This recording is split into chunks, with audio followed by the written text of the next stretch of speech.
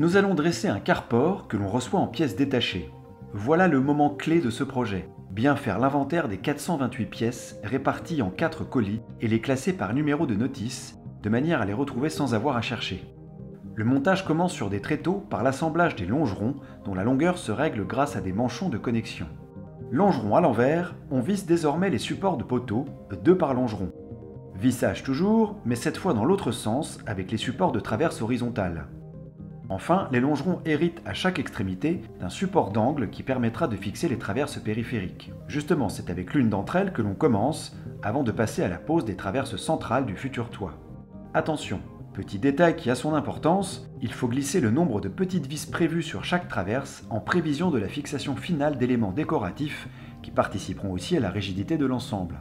Les traverses sont vissées sur leur montant.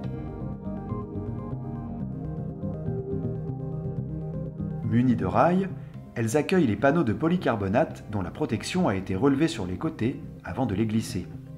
Ces panneaux translucides et légers offrent une résistance à la grêle ou au ballon de jeu 10 fois supérieure au verre classique. La bordure entre polycarbonate et traverse est mastiquée pour éviter les fuites en cas de pluie.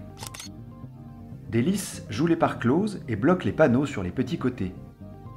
Les poteaux, chaussés de leurs platines, sont ensuite fixés sous le toit que l'on soulève sur un côté, puis de l'autre. L'heure est aux équerres décoratives, celles qui sont justement fixées par nos petites vis en attente. Nous avions préalablement coulé des dés en béton profonds de 60 cm. Les platines de poteaux y sont posées et des trous vissés au travers. Elles sont alors fixées avec de gros tire-fonds à chevilles métalliques à expansion.